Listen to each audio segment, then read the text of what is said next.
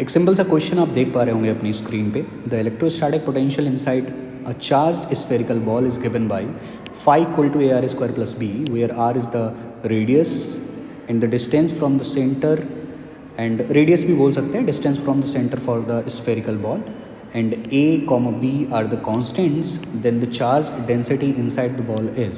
यहाँ पे आपको चार ऑप्शन दिए गए हैं, चारों में से कोई एक करेक्ट होगा और यही अपने को चेक करना है, ठीक है।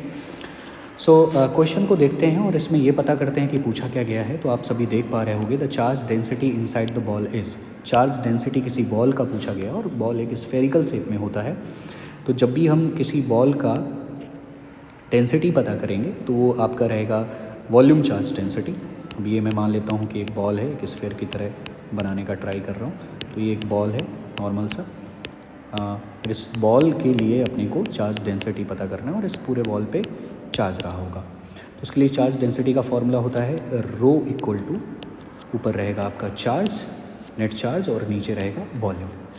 अगर मैं वॉल्यूम की बात कर लूँ तो वॉल्यूम आपको पता ही रहेगा 4/3 किसी भी स्फेयर के लिए πr³, और ऑलरेडी आपको रेडियस गिवन है, ठीक है। हमें निकालना क्या होगा, हमें चार्ज का अमाउंट पता करना होगा। अगर हमें ये चीज़ पता चल जाती है तो फिर हम रो पता कर सकते हैं, जो कि चार्ज डेंसिटी है। हमारे पास में एक रिलेशन है जो हम लोग पढ़ते आए हैं पहले।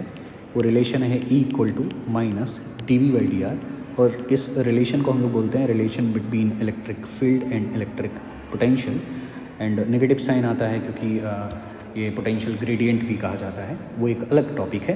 तो ये एक रिलेशन है, तो यहाँ पे अपने को V का वैल्यू पुट करना है, जो कि V हमें कुछ ऐसे दिख रहा है, फाई की तरह दिख रहा है। क्वेश्चन के अकॉर्डिंग इन्होंने बोल रखा है कि जो पोटेंशियल है वो फाई इक्वल टू है AR²+B।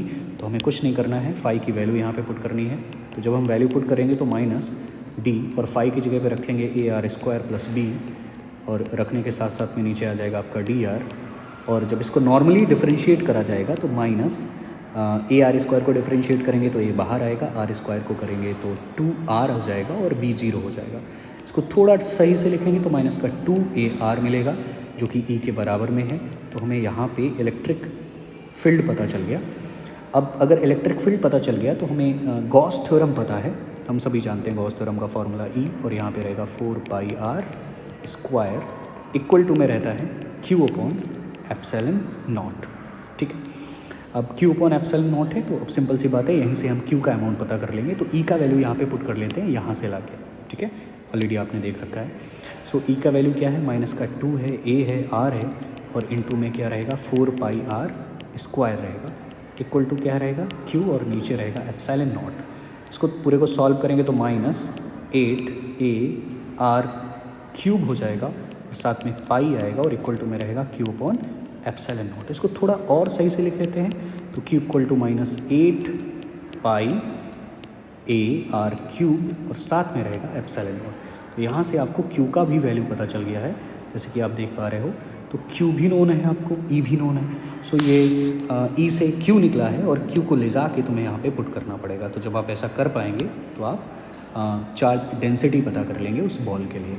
तो अभी हम लोग पता करते हैं। सो क्या रहेगा आपका रो इक्वल टू, फॉर्मूला है Q की जगह पे क्या रखेंगे, माइनस का 8πAR³ε0, और नीचे क्या रहने वाला है, नीचे रहने वाला है 4/3πR³। इसको थोड़ा सा सॉल्व करेंगे, सिंप्लीफाई करेंगे तो मिलेगा आपको -8। यहाँ पे देखेंगे तो पाई से पाई कैंसिल हो जाएगा, R³ से R³ कैंसिल हो जाएगा, और इसको कैंसिल आउट करेंगे तो यहाँ पे 2 बचेगा। तो इसको हटा ही देते हैं, इसको यहाँ से इरेज कर देते हैं, क्योंकि अब यहाँ पे क्या आ जाएगा, अब यहाँ पे आ जाएगा सिंप्लीफाई करने के बाद में 3 का मल्टीप्लाई होगा 2 के साथ, तो यहाँ पे आपको मिलेगा माइनस का 6, और क्या बच रहा होगा, A बच रहा होगा, और साथ में बच रहा होगा ε0। तो यहाँ पर ये आंसर निकल के आया हुआ है। अब इसको आप आंसर को मैच कराएंगे, जो भी आंसर यहाँ पे मिल रहा है वो हमारे क्वेश्चन के थर्ड ऑप्शन से मैच कर रहा है, तो इस क्वेश्चन का थर्ड करेक्ट होगा। So this is